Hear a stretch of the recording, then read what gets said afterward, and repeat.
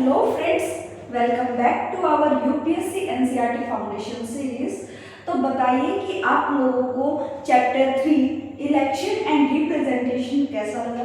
क्या आप लोगों को सारी चीज़ें समझ आई, नहीं आई? आप लोग कमेंट सेक्शन में ज़रूर बताना, क्योंकि जब तक आप लोग NCERT रीडिंग्स नहीं करोगे तब तक आपको नहीं पता चलेगा कि मैम ने जो पढ़ाया है वो सारा का सारा रिलेवेंट है बेटा NCERT से। NCERT के बाहर नहीं जाएंगे और आप सभी को पता है कि यूपीएससी जो पैटर्न लेके चलता है बेटा वो NCERT बेस्ड ही होता है। बेसिक अगर क्लियर नहीं है तो आप लोग आगे नहीं बढ़ पाओगे। तो कोशिश करना कि आप लोग लेक्चर देखने के बाद NCERT रीडिंग जरूर करें, या फिर आप लोग NCERT रीडिंग पहले कर लें उसके बाद मेरा लेक्चर देखने के लिए आए, तो आप लोग को ज़्यादा समझ आएगा। ठीक है, तो आज हम लोग नई एनर्जी के साथ हम लोग लेक्चर की स्टार्टिंग करते हैं। और अब हम लोग बेटा पहुंच गए हैं 4th चैप्टर पर, जिसका नाम है कार्यपालिका यानी कि एग्जीक्यूटिव। क्या नाम है? कार्यपालिका यानी कि एग्जीक्यूटिव। आज हम उसके बारे में जानने वाले हैं। तो समझते हैं कि सबसे पहले क्या है, आपकी जो परिचय होता है बेटा, जो फ्रंट पेज होता है वो पढ़ना जरूरी होता है। मैं दिखा लेती हूँ बेटा, ऐसे ही आप लोग पढ़ना सीखोगे। आपको जो इंपॉर्टेंट चीजें लगती है वहीं पर मार्क कर लेनी होती है। आपको जो चीजें इंपॉर्टेंट लगती है वहीं पर मार्क कर लेनी होती है, जरूरी होता है बेटा। सबसे पहले बेटा ये परिचय पढ़ना जरूरी होता है। अगर आप नहीं पढ़ते हो तो बहुत सारी चीजें मिस कर देते हो। तो हर चीज को पढ़ना है, हर एक वर्ड को पढ़ना है। अगर मैं आप लोग को बताऊं बेटा कि कार्यपालिका पढ़ने से पहले आप लोग को पता होना चाहिए कि सरकार के 3 अंग होते हैं। क्या पता होना चाहिए? कि हमारी सरकार के तीन अंग होते हैं बेटा, 3 ऑर्गन्स ऑफ गवर्नमेंट होते हैं बेटा।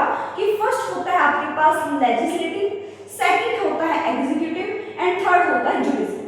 लेजिस्लेटिव यानी कि जो कानून बनाएगा, जो कानून बनाएगा बेटा वो लेजिस्लेटिव होता है, विधायिका होती है। कहां पर कानून बनाए जाते हैं? संसद में कानून बनाए जाते हैं, जो आपका नेक्स्ट चैप्टर है।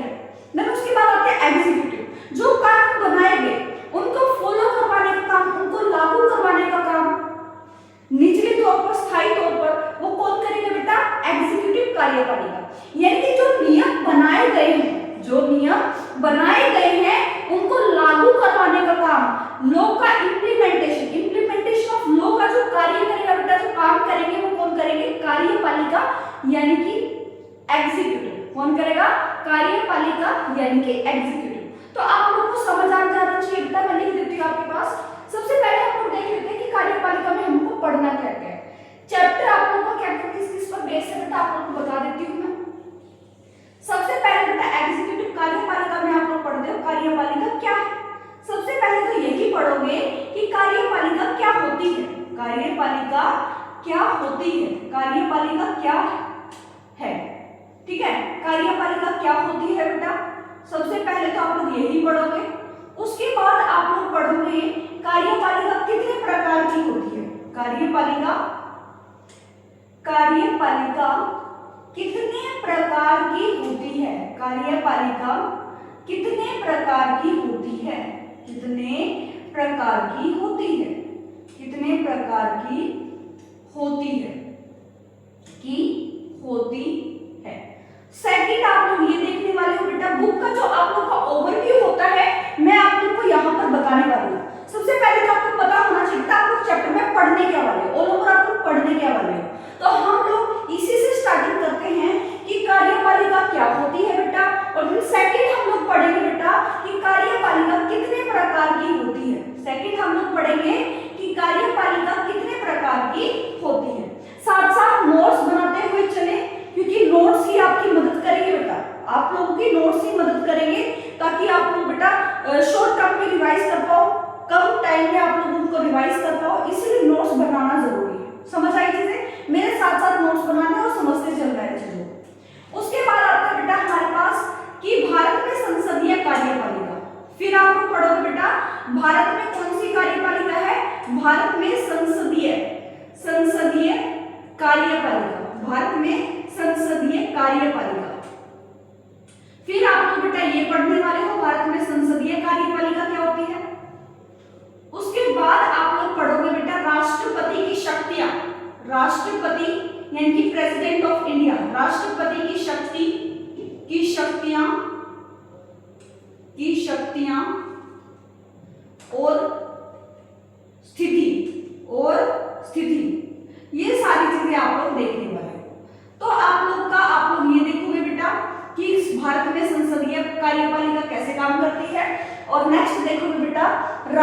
राष्ट्रपति की शक्तियां क्या हैं और उनकी स्थिति क्या है, किस कंडीशन पर वो अपनी शक्तियों का इस्तेमाल करते हैं। उसके बाद आप लोग देखते हो बेटा, लास्ट में आप लोग देखते हो कि प्रधानमंत्री, पीएम और मंत्री परिषद, पीएम और मंत्री परिषद के बारे में आप लोग पढ़ते हो बेटा, मंत्री परिषद के बारे में आप लोग पढ़ते हो। उसके बाद बेटा आप लोग पढ़ते हो मंत्री परिषद का आकार, उसके बाद आप लोग पढ़ते हो बेटा मंत्री परिषद का आकार, मंत्री परिषद का आकार ये पढ़ते हो बेटा।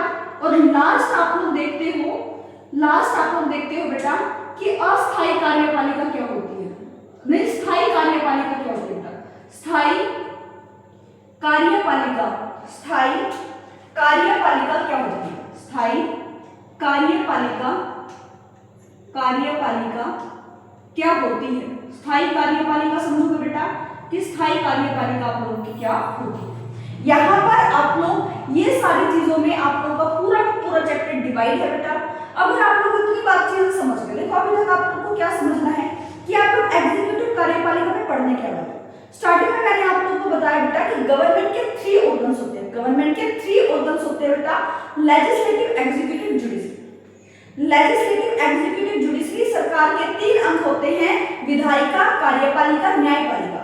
विधायिका कानून बनाती है और वो कानून कहाँ बनाती है, संसद में। कानून कहाँ बनाती है, संसद में। कार्यपालिका, जो विधायिका ने कानून बनाए हैं बेटा, जो विधायिका ने कानून बनाए हैं उनको इम्प्लीमेंटेशन करने का, उनको बेटा लागू करवाने का जो काम करते हैं वो करती है कार्यपालिका। कौन करती है, कार्यपालिका। कार्यपालिका में ही हमारे पास पीएम आ जाते हैं, प्रधानमंत्री आ जाते हैं, जितने भी हमारे लोकसभा के सांसद मेंबर होते हैं ना बेटा, मंत्री होते हैं, वो सारे के सारे बेटा हमारे कार्यपालिका के ही हिस्से होते हैं बेटा। ठीक है। उसके बाद आप लोग देखते हैं बेटा जुडिशरी। जुडिशरी को भी हम लोग देखेंगे बेटा, न्यायपालिका होता है। कुछ अंदाजा आप लोग को लग चुका होगा जुडिशरी क्या काम करती है बेटा, रूल्स को फॉलो करवाने का काम भी करती है। और अगर सरकार ने कुछ ऐसे गलत स्टेप उठा लिए जिससे हमारे अधिकारों का हनन हो रहा है तो उसको खारिज करने का, उसकी सरकार की शक्तियों को सीमित करती है कौन, संविधान। और संविधान की रक्षा कौन कर रहा है, न्यायपालिका। संविधान की रक्षा कौन कर रहा है, न्यायपालिका। तो यहाँ तक आप लोगों को विस्तृत चीजें समझ आ गई। ठीक है।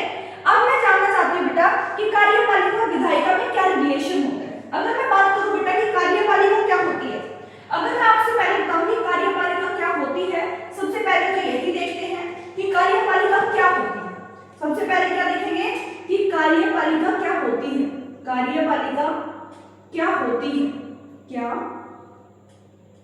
होती है, क्या होती है। अगर मैं इसकी बात करती हूँ बेटा, कार्यपालिका की अगर मैं बात करती हूँ तो आप लोग क्या देख पाते हो बेटा, कार्यपालिका जो कानून बनाए गए हैं, जो कानून विधायिका द्वारा बनाए गए हैं, विधायिका यानी कि लेजिस्लेटिव, विधायिका यानी कि लेजिस्लेटिव के द्वारा बनाए गए हैं, के द्वारा बनाए गए हैं, उनको लागू करवाने का काम, उनको स्थायी तौर पर लागू कराने का काम, स्थायी तौर पर लागू कराने का काम, लागू इम्प्लीमेंटेशन। लागू को क्या बोलते हैं बेटा, इम्प्लीमेंटेशन। लागू कराने का काम, कराने का कार्य कार्यपालिका करती है, का कार्य कार्यपालिका करती है। ये बात आप लोगों को याद रखनी है बेटा, यही कार्यपालिका होती है, यही आप लोग की कार्यपालिका होती है बेटा। क्या होती है कार्यपालिका, कि कार्यपालिका होती है बेटा जो कानून विधायिका ने बना दिए, जो कानून संसद में बन चुके हैं, विधायिका ने बना दिए, उन कानून को लागू करवाने का काम कौन करता है बेटा, उन कानून को लागू कराने का जो कार्य है बेटा वो कार्यपालिका करती है। वो कौन करती है, कार्यपालिका करती है बेटा। और कार्यपालिका जो है बेटा, कार्यपालिका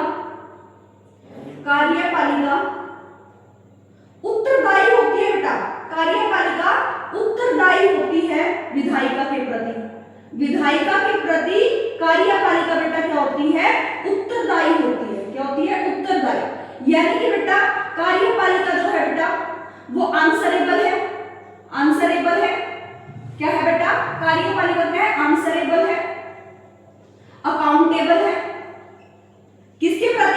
विधायिका के प्रति, जनता के प्रति जो है बेटा वो अकाउंटेबल होगी कार्यपालिका। कौन होगी? अकाउंटेबल होगी कार्यपालिका, यानी कि जवाबदेही का काम कौन करेगी? कार्यपालिका।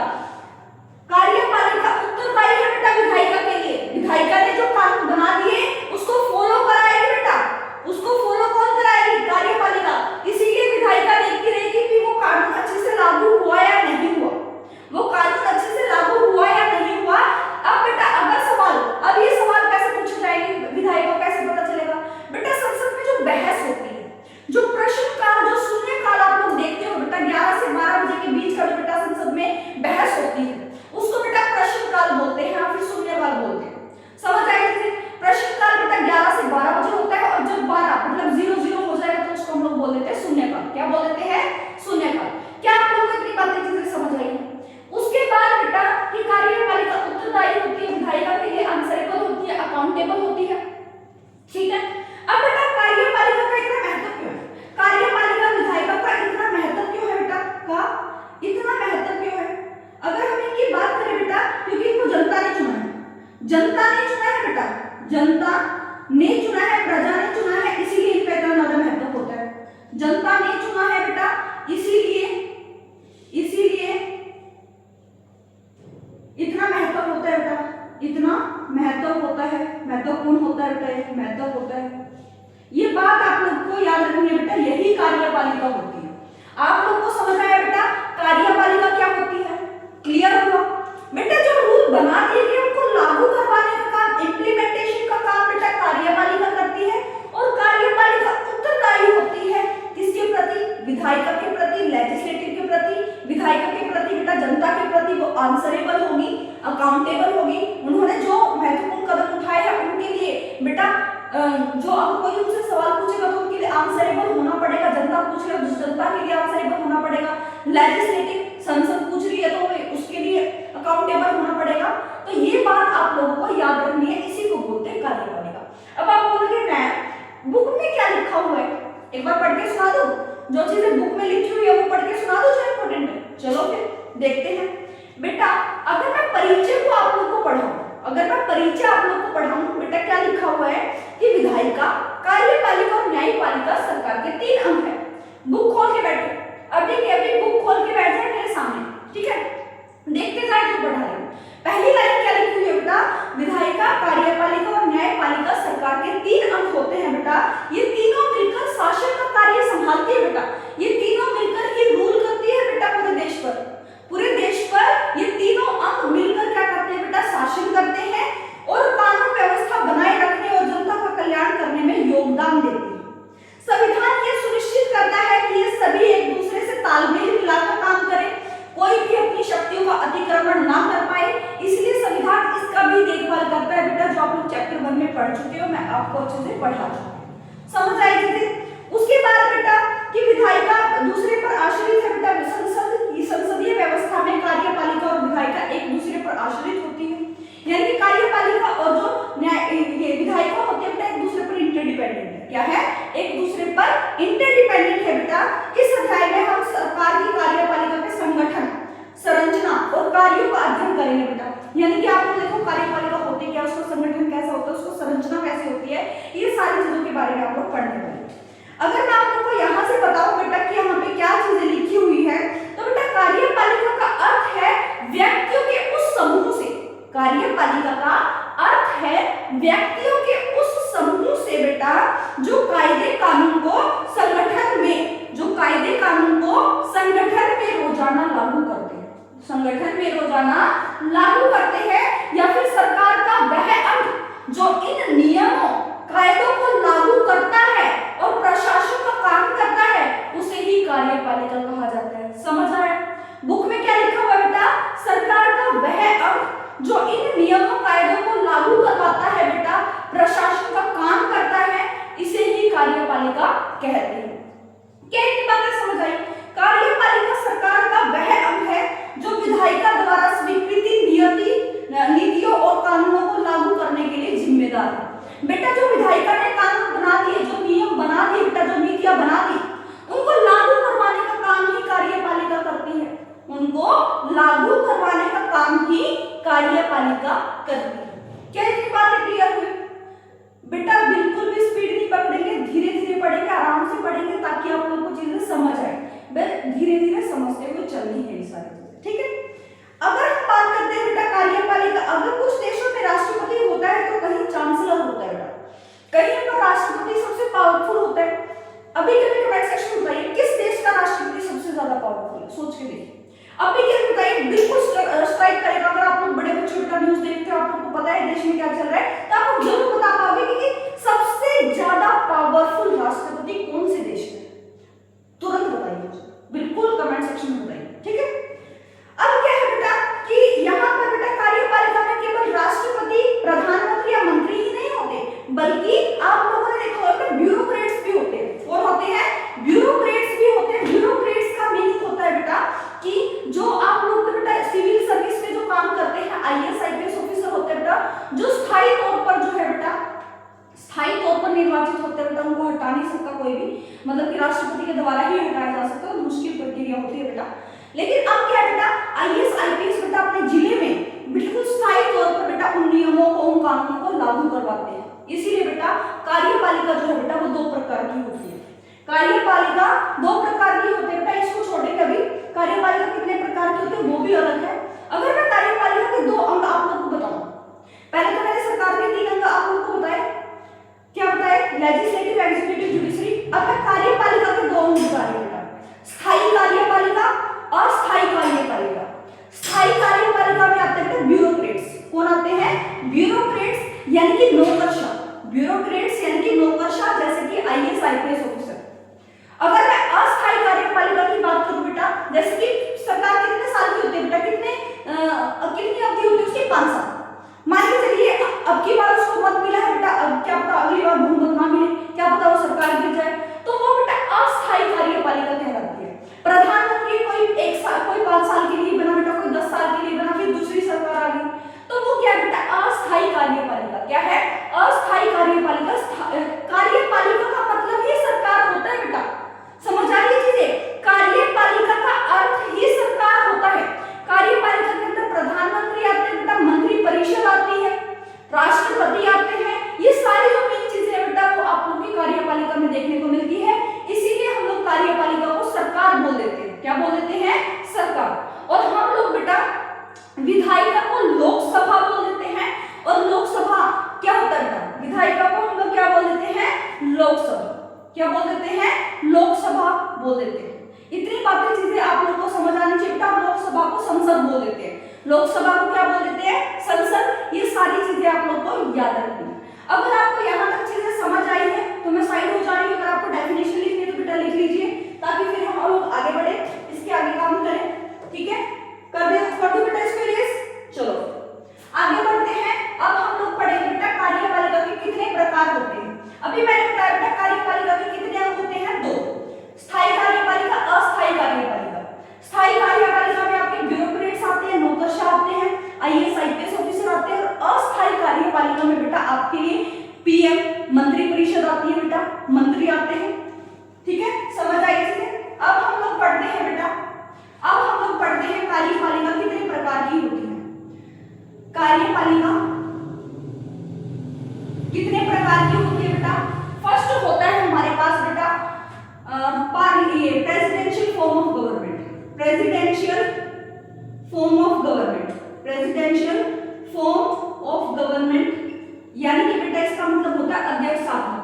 क्या होता है? अध्यक्षात्मक कार्यपालिका। अध्यक्षात्मक कार्यपालिका, अध्यक्षात्मक कार्यपालिका यानी कि बेटा इसका मतलब क्या होगा कि यहाँ पर जो राष्ट्रपति है वो सबसे ज्यादा पावरफुल होगा। यहाँ पर जो राष्ट्रपति है बेटा, यहाँ पर प्रेसिडेंशियल का मतलब क्या है बेटा? राष्ट्रपति सबसे ज्यादा शक्तिशाली है। राष्ट्रपति यानी कि कोई एक व्यक्ति सबसे ज्यादा पावरफुल है। एक व्यक्ति राष्ट्रपति सबसे ज्यादा शक्तिशाली है बेटा, सबसे ज्यादा शक्तिशाली है, सबसे ज्यादा शक्तिशाली है। और इसका एग्जांपल आप लोग मुझे दोगे, इसका एग्जांपल आप लोग मुझे दो कि प्रेसिडेंशियल फॉर्म ऑफ गवर्नमेंट यानी कि अध्यक्षात्मक कार्यपालिका कहां पर मौजूद है बेटा, कहां पर अध्यक्षात्मक कार्यपालिका को सबसे ज्यादा पावरफुल राष्ट्रपति है, ये आप लोगों को बताना है।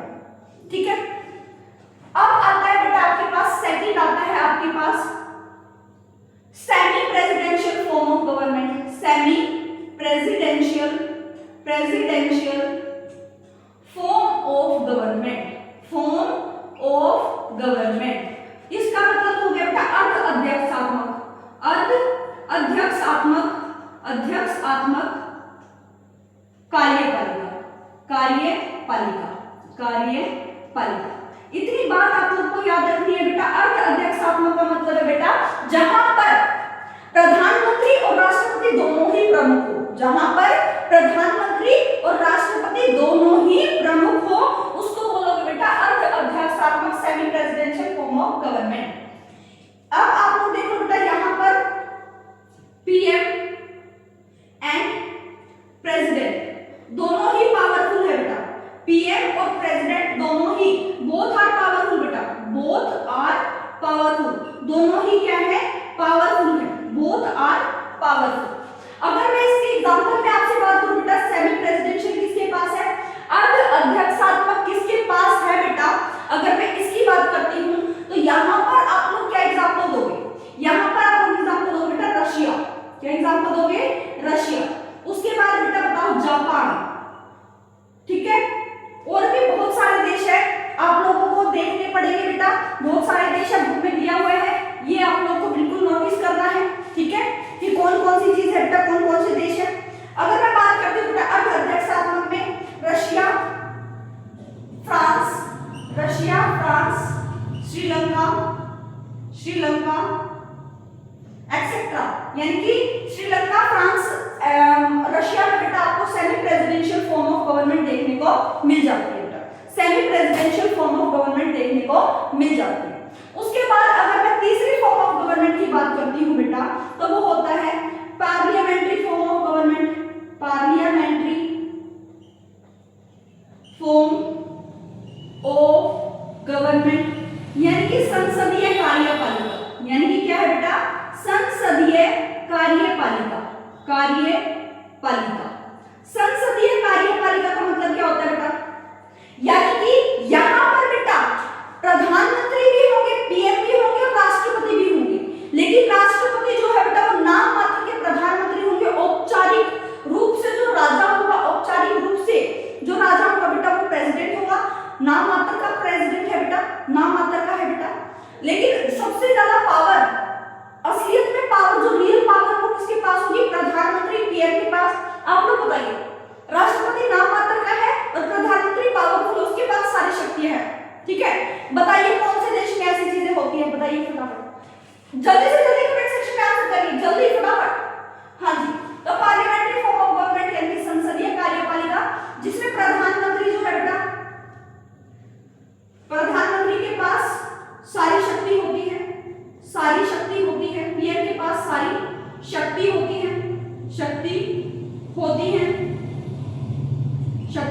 है, और राष्ट्रपति नाम मात्र का होता है, राष्ट्रपति नाम मात्र का होता है, नाम मात्र का होता है।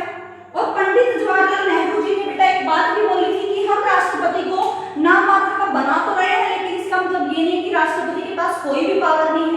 हमने उस पद को इतना ज्यादा गरिमापूर्ण बनाया है, हम ना ही तो उसको शक्ति देना चाहते थे, ना ही हम उनसे शासन कराना चाहते थे, लेकिन उस पद को हमने इतना ज्यादा शक्तिशाली ना बना के इतना ज्यादा गर्वपूर्ण, गरिमापूर्ण बना दिया है कि अच्छा है वो चीज बना दी। वो जवाहरलाल नेहरू ने बेटा संविधान सभा की जो बहस हो रही थी बेटा, उसमें उसने ये बात बोली थी, आप लोग जाके देखना, पंडित जवाहरलाल नेहरू जी ने ये बात बोली थी, आप लोग एनसीईआरटी में पढ़ोगे, देखना उस चीज को। आप लोग मुझे बताइए कि पार्लियामेंट फॉर्म ऑफ गवर्नमेंट कहां पर मौजूद है बेटा, जितने भी लगभग आप लोग देश देखते हो बेटा, जैसे कि आप लोग देखिए इंडिया, जापान, इटली, ब्रिटेन, पुर्तगाल, ये सारे के सारे एक्सेट्रा, ये सारे के सारे जो देश है बेटा, और भी देश है जो कि क्या है बेटा, जिसके अंदर बेटा प्रधानमंत्री के पास ज्यादा पावर है, सबसे ज्यादा पावर है, और राष्ट्रपति जो है नाम मात्र का। ठीक है, तो कार्यपालिका अध्यक्षात्मक कार्यपालिका जिसमें राष्ट्रपति सबसे ज्यादा पावरफुल होता है, एक व्यक्ति के पास बेटा सबसे ज्यादा पावर है, ठीक है। अब क्या होगा बेटा, ये जो व्यक्ति है राष्ट्रपति है बेटा, ये किसी के कंट्रोल में नहीं है, ये किसी को जवाबदेह नहीं है, ये किसी को जवाब नहीं देगा। राष्ट्रपति है बेटा सबसे ज्यादा पावरफुल है, ये किसी को जवाब नहीं देगा। प्रेसिडेंशियल फॉर्म ऑफ गवर्नमेंट है बेटा। उसके बाद semi presidential form of government, अर्ध अध्यक्षात्मक, यानी कि प्रधानमंत्री भी पावरफुल है और राष्ट्रपति भी पावरफुल है, दोनों का महत्व है बेटा, दोनों ही प्रमुख है। इसमें एग्जांपल आपका रशिया, फ्रांस, श्रीलंका। अगर हम पार्लियामेंट्री फॉर्म ऑफ गवर्नमेंट, संसदीय कार्यपालिका की बात करते हैं तो उसमें पीएम के पास सारी शक्तियां होती हैं और राष्ट्रपति नाम मात्र का होता है। औपचारिक रूप से राजा कौन है, राष्ट्रपति, लेकिन रियल पावर किसके पास है, प्रधानमंत्री, पीएम के पास। इसमें सबसे बड़ा एग्जांपल आप लोग इंडिया का ले लो, अपने देश का ले लो। इसमें पार्लियामेंट्री फॉर्म ऑफ गवर्नमेंट है बेटा इंडिया, जापान, इटली, ब्रिटेन, पुर्तगाल एक्सेट्रा, और भी है बहुत सारे देश, जर्मनी। इसमें एक और देश आ जाएगा बेटा जर्मनी, ठीक है। ये सारे जो देश है बेटा पार्लियामेंट्री फॉर्म ऑफ गवर्नमेंट है। मैं साइड हो जा रही हूँ, आप लोग बेटा इसका आंसर कमेंट सेक्शन में कीजिए बेटा, प्लीज जल्दी कीजिए, तभी आप लोगों को समझ आएगी चीजें, ठीक है। मैं साइड हो जा रही हूँ, स्क्रीनशॉट लेना चाहते हो स्क्रीनशॉट ले लीजिए या मेरे साथ साथ नोट्स बना दीजिए, ठीक है।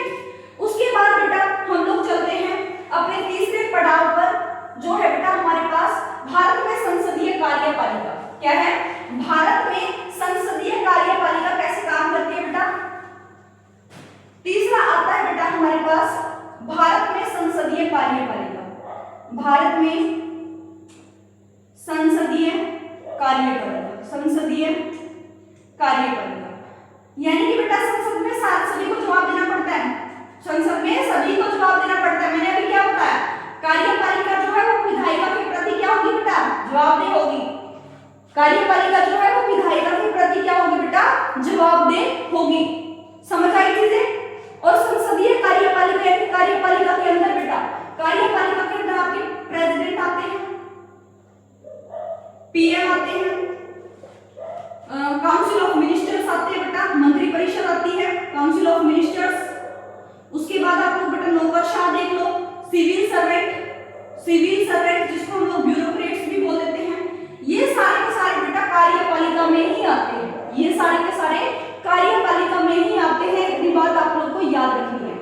अब अगर मैं आप लोगों को बुक दिखाऊं बेटा, तो आप लोगों को बेटा ये पेज जो है वो अच्छे से पढ़ना है, ये पेज जो अच्छे से पढ़ना है, जिसमें आप लोग को टाइप्स ऑफ एग्जीक्यूटिव आप लोग को पता चलेगा बेटा, कार्यपालिका के कितने प्रकार होते हैं, इस चीज के बारे में आप लोग को पता चलेगा। तो इंपॉर्टेंट है बेटा, सारी चीजें आपको पढ़नी है, कुछ भी नहीं छोड़ना, A to Z सारी चीजें पढ़नी है। समझ आई चीजें। अब अगर मैं आगे बात करती हूँ बेटा, भारत में संसदीय कार्यपालिका कैसे आई बेटा, क्यों हमने संसदीय व्यवस्था को अपनाया। सबसे बड़ा सवाल क्या आता है, हमने संसदीय व्यवस्था को क्यों अपनाया बेटा।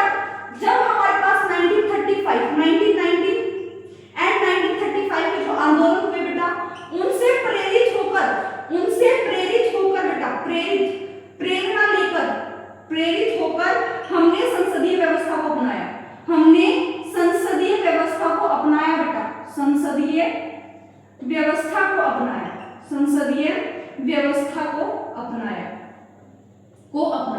और हमने बेटा प्रेसिडेंशियल फॉर्म ऑफ गवर्नमेंट को क्यों नहीं अपनाया, या फिर अध्यक्षात्मक semi presidential form of government को क्यों नहीं अपनाया बेटा। अगर हम लोग बात करें बेटा प्रेसिडेंशियल फॉर्म ऑफ गवर्नमेंट की, कोई भी बेटा हमारे जो लोकप्रिय नेता थे वो डरते थे किसी एक इंसान के हाथों में पावर देने से, ताकि वो क्या पता वो लोकतंत्र को ही नष्ट कर देता बेटा, हमारे संविधान को ही नष्ट कर देता। इसीलिए हम लोगों ने क्या चुना बेटा, पार्लियामेंट्री फॉर्म ऑफ गवर्नमेंट चुना, जिसमें बेटा शून्यकाल, प्रश्नकाल होंगे। क्या होंगे, क्यों चुना बेटा, प्रेरित होकर शून्यकाल, प्रश्नकाल के माध्यम से बेटा कार्यपालिका से जवाब मांगा जाएगा, कार्यपालिका से जवाब मांगा जाएगा कि उसने ऐसा क्यों किया, क्या जरूरत थी, क्या चीजें थी बेटा, ये सब चीजें आप लोगों को देखने को मिल जाएगी। अगर हम आगे बात करें बेटा, अगर हम आगे बात करें इसके लिए अगर हम आगे बात करते हैं बेटा, तो आप लोग को ये सब चीजें देखने को मिल जाती है। आप लोग यहाँ से सारी चीजें पढ़ लो बेटा, बुक में आप लोग की चीजें दी हुई हैं, आप लोग को पढ़नी है, भूलना नहीं है कुछ भी चीजें। अगर मैं आप लोगों से बात करती हूँ बेटा, अगर मैं लोकसभा के स्तर पर बात करूँ तो, अगर मैं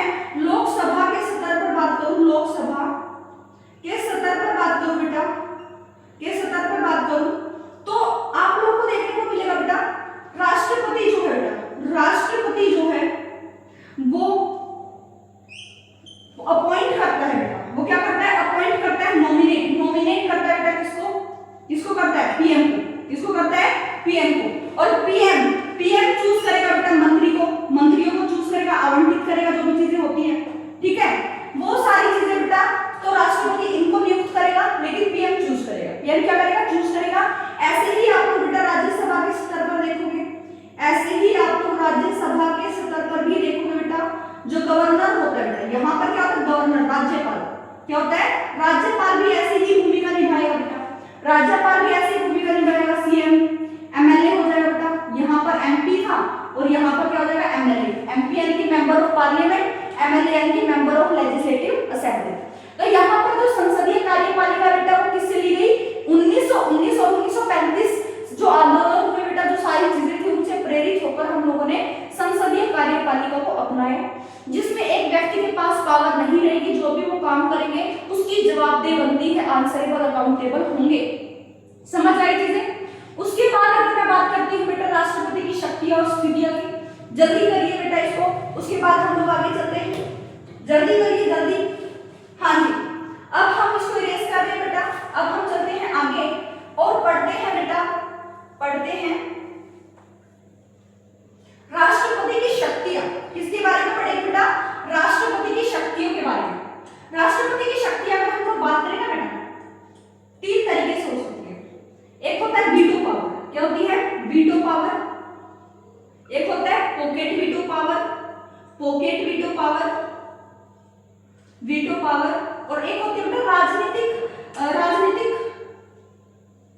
परिस्थितियों के कारण बनती है बेटा, राजनीतिक परिस्थितियों के कारण बेटा एक राष्ट्रपति के पास जो है शक्ति आ जाती है, के कारण राष्ट्रपति के पास शक्ति आ जाती है। वो कौन सी? ध्यान से सुनो बेटा, वो कौन सा आर्टिकल है मैं आप लोग को दिखा देती हूँ।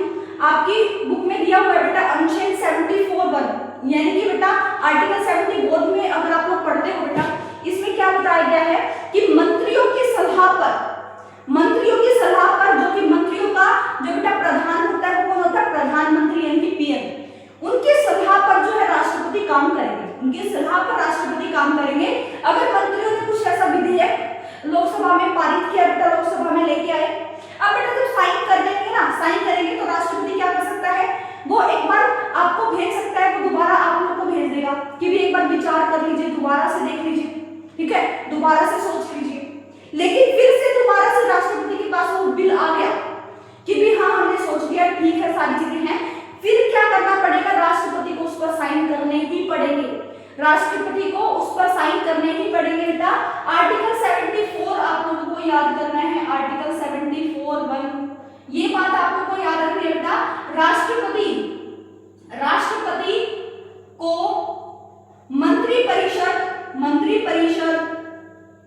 मंत्रिपरिषद व पीएम के सलाह पर काम करना पड़ेगा, सलाह पर कार्य करना पड़ेगा। अगर उन्होंने बेटा दोबारा से वो बिल भेज दिया बेटा राष्ट्रपति के पास, तो उनके पास कोई चारा नहीं रहेगा, उनको क्या करना पड़ेगा? साइन करने ही पड़ेंगे, हस्ताक्षर करने ही पड़ेंगे। उसके बाद आता है पॉकेट वीटो पावर। कोई बेटा समय सीमा नहीं है, कोई भी समय सीमा नहीं है, वो क्या कर सकते हैं? पॉकेट वीटो पावर लगा के उस विधेयक को अपने पास रख सकते हैं। राष्ट्रपति क्या कर सकते हैं? उस विधेयक को, उस बिल को अपने पास ही रख सकते हैं पॉकेट वीटो पावर की मदद से। राष्ट्रपति के पास ये भी पावर होती है जो आप लोगों को याद रखनी है बेटा, बिना सीमा के बेटा ये सब चीजें हो सकती हैं। आप लोग को बेटा एक केस दे रखा है 90, आप लोग देखना बेटा कब का केस है वो आप लोग को दिखा देती हूँ ताकि आप लोग को चीजें समझ आए, भूलो ना आप लोग। बेटा ये पैराग्राफ आपको पढ़ना है, पेज नंबर 86 पर है, जिसमें आप लोग को बता रखा है बेटा 1989 में राष्ट्रपति ज्ञानी जेल थे बेटा। राष्ट्रपति कौन थे बेटा? ज्ञानी जेल सिंह ने बेटा क्या था बेटा, उन्होंने पॉकेट वीटो लगा दी। क्या लगा दी? पॉकेट वीटो, यानी कि उस विधेयक को अपने पास ही रख लिया, पॉकेट में रख लिया अपने पास बिना सीमा काल के। फिर क्या हुआ बेटा? सरकार बदलती गई। जब गठबंधन की सरकार आई तो उन्होंने क्या किया बेटा? उस विधेयक को दोबारा से बेटा पारित ही नहीं किया संसद में। इसीलिए बेटा वो विधेयक ही रह गया, वो कानून नहीं बना। वो विधेयक ही रह गया, कानून नहीं बना। तो ये राष्ट्रपति की पावर होती है बेटा।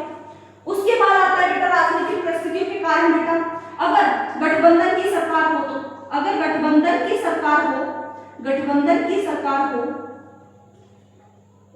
और किसी को भी बहुमत ना मिले, और किसी एक पार्टी को भी बहुमत ना मिले, किसी एक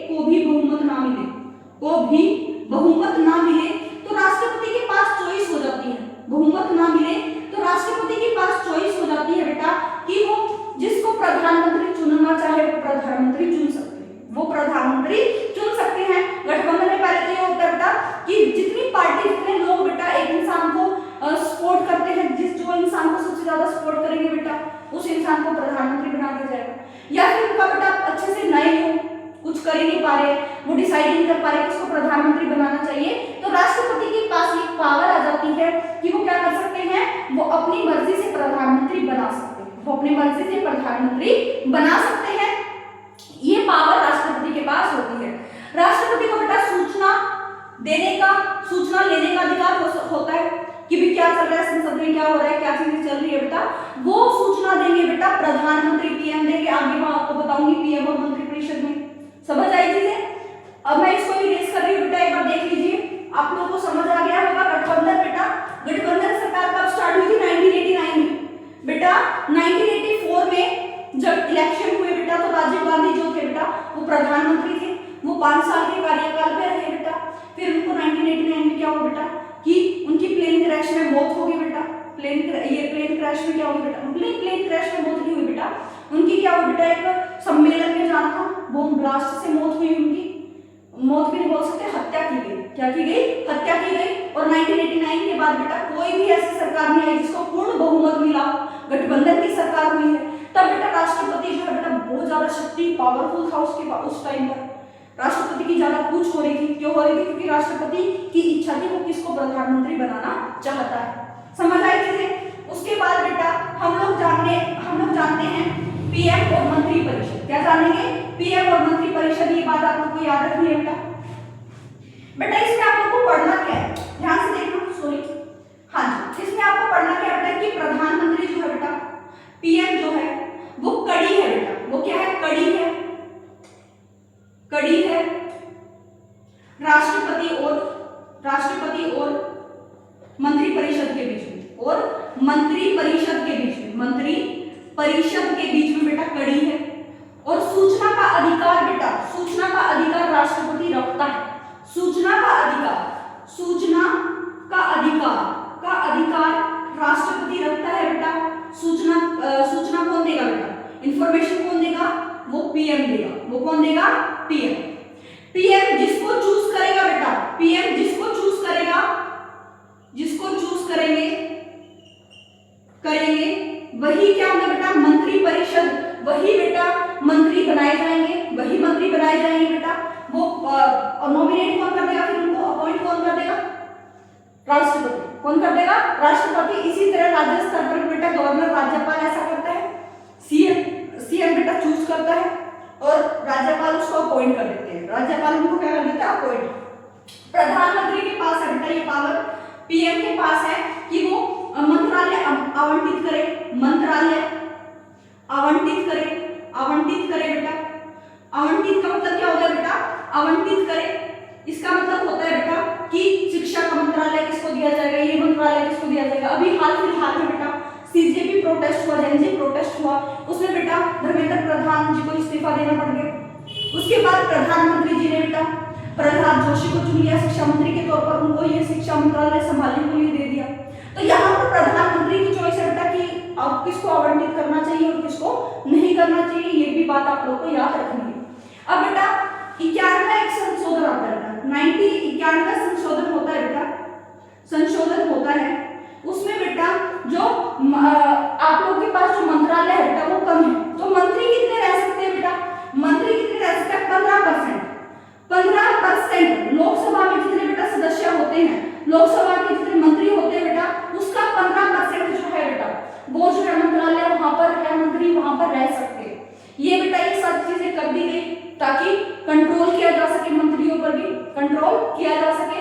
इसलिए बेटा 15% ही लोकसभा के जितने सदस्य होंगे उसके 15% ही ज्यादा जो है बेटा मंत्री हो सकते हैं। ये कौन सा संशोधन हुआ बेटा? 91 संशोधन हुआ। कौन से सन में हुआ वो आप लोग मुझे बताएंगे। कौन सा सन था बेटा वो आप लोग मुझे कमेंट सेक्शन में बताइए कौन सा था। उसके बाद बेटा मंत्रिपरिषद का आकार ही बताया बेटा 91 संशोधन में 15% लोकसभा के जितने सदस्य होते हैं 15% से ज्यादा वहां पर मंत्रियां रहेंगे। ये बात आप लोग को याद रखनी है। उसके बाद बेटा स्थायी कार्यपालिका क्या होती है मैं आप लोग को बता चुकी हूँ, जिनको आप लोग ब्यूरोक्रेट्स बोलते हैं बेटा, नौकरशाह बोलते हैं, आईएएस आईपीएस ऑफिसर बोलते हैं। ठीक है। वो स्थायी कार्यपालिका होती है बेटा, उसी को नौकरशाह बोलते हैं। स्थायी कार्यपालिका समझ आ गई होगी, जो स्थायी स्तर पर बेटा, जो स्थानीय स्तर पर जो है बेटा कानून को लागू करवाते हैं, उसी को बोलते रहते हैं बेटा स्थायी कार्यपालिका। यहाँ पर आपका पूरा चैप्टर फिनिश हो जाता है और मैं आपको एक काम देती हूँ बेटा, कार्यपालिका से रिलेटेड जितने भी आपको आर्टिकल्स देखने को मिलते हैं बेटा, वो सारे के सारे आप लोग लर्न करेंगे और मुझे कमेंट सेक्शन में बताएंगे कि कार्यपालिका जो संसद है बेटा, उसकी जो आर्टिकल्स है कहाँ से कहाँ तक है बेटा, कहाँ से स्टार्टिंग होती है, ये आप लोग मुझे कमेंट सेक्शन में बताइए। ये आप लोग का होमवर्क रहेगा।